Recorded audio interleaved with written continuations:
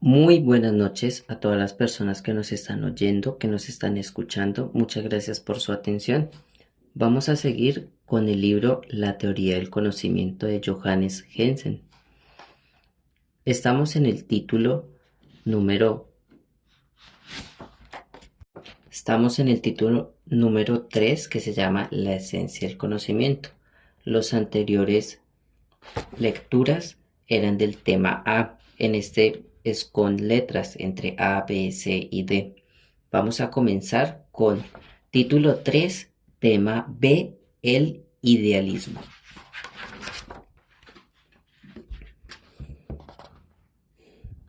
La palabra idealismo se emplea con muy diferentes aceptaciones. Hemos de distinguir principalmente entre el idealismo en sentido metafísico e idealismo en sentido epistemológico. Llamamos idealismo metafísico a la convicción de que la realidad tiene por fondo fuerzas espirituales, potencias ideales. Aquí solo hemos de tratar naturalmente del idealismo epistemológico. Este sustenta la tesis de que no hay cosas reales independientes de la conciencia. Ahora bien, como suprimían las cosas reales, solo quedan dos clases de objetos: los de conciencia, las representaciones, los sentimientos, etc. Y los ideales, los objetos de la lógica y de la matemática. El idealismo ha de considerar necesariamente los pretendidos objetos reales como objetos de conciencia o como objetos ideales. De aquí resultan las dos formas del idealismo: el subjetivo o psicológico, y el objetivo o lógico. Aquel afirma el primer miembro, este el segundo de la alternativa anterior. Detengámonos primero en el idealismo, subjetivo o psicológico. De acuerdo con este, toda realidad está encerrada en la conciencia del sujeto. Las cosas no son más que contenidos de la conciencia. Todo su ser consiste en ser percibidas por nosotros, en ser contenidos de nuestra conciencia tan pronto como dejan de ser percibidas por nosotros. Dejan también de existir. No poseen un ser independiente de nuestra conciencia. Nuestra conciencia, con sus varios contenidos, es lo único real. Por eso suele llamarse también esta posición conciencialismo, de conciencia, y conscientia es igual a conciencia. El filósofo inglés Berkeley es el clásico exponente de la posición previamente mencionada. Él ha acuñado las fórmulas exactas para esta posición. S es igual a percipi. El ser de las cosas consiste en su ser percibidas. La pluma que tengo ahora en la mano no es, según esto, otra cosa que un complejo de sensaciones visuales y táctiles. Detrás de esta no se halla ninguna cosa que las provoque en mi conciencia, sino que el ser de la pluma se agota en su ser percibido. Berkeley, sin embargo, solo aplica su principio a las cosas materiales, pero no de las almas, a las cuales reconocía una existencia independiente. Lo mismo hacía respecto de Dios, a quien consideraba como la causa de la aparición de las percepciones sensibles en nosotros. De este modo, creía poder explicar la independencia de las últimas respecto de nuestros deseos y voliciones. El idealismo de Berkeley tiene, pues, una base metafísica y teológica. Esta base desaparece en las nuevas y novísimas formas del idealismo subjetivo.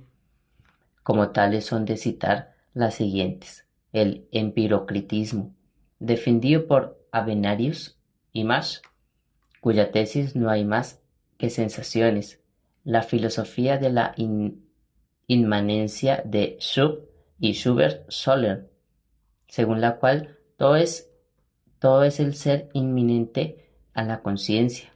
En el filósofo últimamente nombrado, el idealismo subjetivo se convierte en solipsismo, que considera la conciencia del sujeto cognoscente como lo único existente. El idealismo objetivo lógico se diferencia esencialmente del realismo subjetivo o psicológico, mientras éste parte de la conciencia del sujeto individual. Aquel toma por punto de partida la conciencia objetiva de la conciencia, tal como se expresa en las obras científicas. El contenido de esta conciencia no es un complejo de procesos psicológicos, sino una suma de pensamientos de juicio. Con otras palabras, no es nada psicológicamente real, sino lógicamente ideal. Es un sistema de juicios. Si se intenta explicar la realidad por esta conciencia ideal, por esta conciencia en general, esto no significa hacer de las cosas datos psicológicos, contenidos de la conciencia, sino reducirlas a algo ideal, a elementos lógicos. El idealista lógico nos reduce el ser de las cosas el ser de las cosas a su ser percibidas, como el idealista subjetivo, sino que distingue lo dado en la percepción de la percepción misma, pero en lo dado en la percepción tampoco ve una referencia a un objeto real, como hace el realismo crítico, sino que lo considera más bien como una incógnita, esto es, considera como el problema del conocimiento definir lógicamente lo dado en la percepción y convertirlo de este modo en objeto del conocimiento, en posición al realismo, según el cual los objetos del conocimiento existen independientemente del pensamiento. El idealismo lógico considera los objetos como engendrados por el pensamiento, mientras, pues, el idealismo subjetivo ve en el objeto del conocimiento algo psicológico, un contenido de conciencia, y el realismo lo considera como algo real, como un contenido parcial del mundo exterior. El idealismo lógico lo tiene por algo lógico, por un producto del pensamiento. Tratemos mediante un ejemplo de esclarecer la diferencia entre estas dos concepciones. Cogemos un trozo de yeso. Para el realista existe el yeso fuera e independientemente de nuestra conciencia. Para el idealista subjetivo, el yeso existe solo en nuestra conciencia. Su ser entero consiste en que lo percibimos. Para el idealista lógico, el objeto yeso no existe ni en nosotros ni fuera de nosotros. No existe pura y simplemente, sino que necesita ser engendrado, pero tiene lugar por obra de nuestro pensamiento. Formado el concepto de yeso, engendra en nuestro pensamiento el objeto yeso. Para el idealista lógico, el yeso no es, por tanto, ni una cosa real ni un contenido de conciencia, sino un concepto. El ser de yeso no es, según él, ni un ser real ni un ser consciente, sino un ser lógico ideal. El idealismo lógico se denomina panlogismo, debido a que reduce toda la realidad a una entidad lógica. Hoy es definido por el neocantismo, especialmente por la escuela de Marburgo. En el fundador de esta escuela, Hermann Koch, leemos esta frase, que encierra la tesis fundamental de toda esta teoría del conocimiento. El ser no descansa en sí mismo. El pensamiento es quien lo hace surgir. El neocantismo pretende encontrar esta concepción en Kant, pero como veremos, aún más concretamente, no puede hablarse en serio de ello.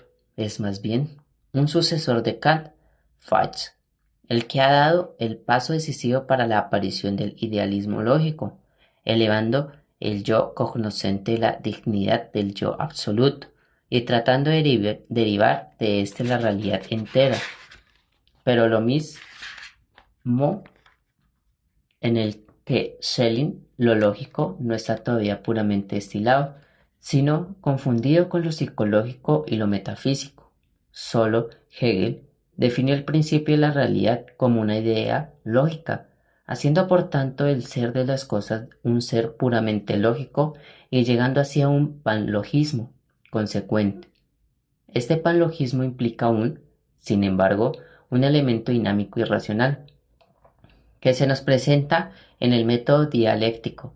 En esto se distingue el panlogismo hegeliano, del neocantismo, que ha extirpado este elemento y estatuido aún así un puro panlogismo.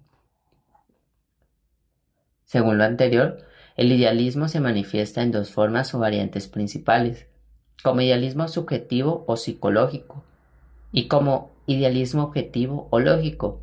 Entre ambas existe, como hemos visto, una diferencia esencial, pero estas diversidades se mueven dentro de una común concepción fundamental.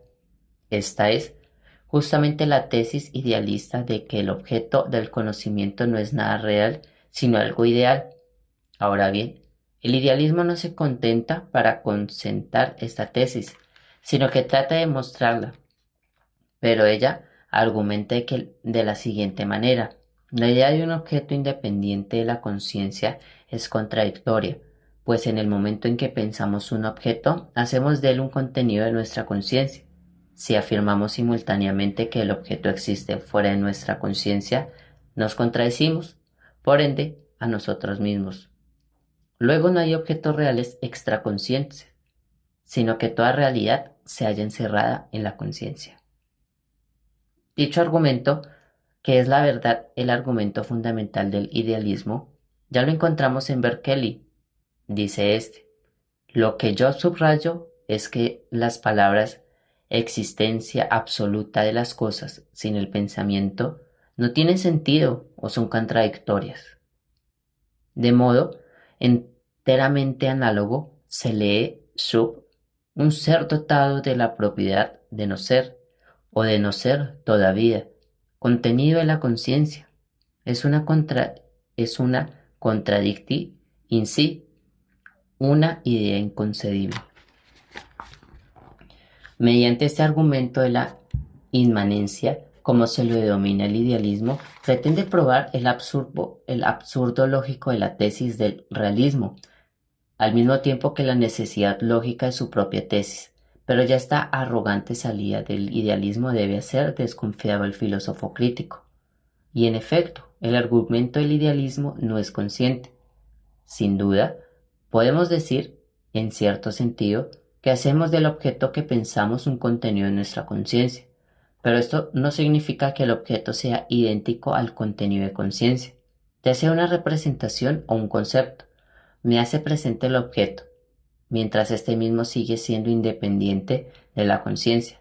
Cuando afirmamos, pues, que hay objetos independientes de la conciencia, esta independencia respecto de la conciencia es considerada como una nota del objeto, mientras que la inmanencia de la conciencia se refiere al contenido del pensamiento, que es, en efecto, un elemento de nuestra conciencia. La idea de un objeto independiente del pensamiento no encierra, pues, ninguna contradicción, porque el pensamiento, el ser pensado, se refiere al contenido, mientras la independencia respecto del pensamiento, el no ser pensado, al objeto. El intento hecho por el idealismo para demostrar la posición contraria es imposible. Debe considerarse, según esto, como frustrado.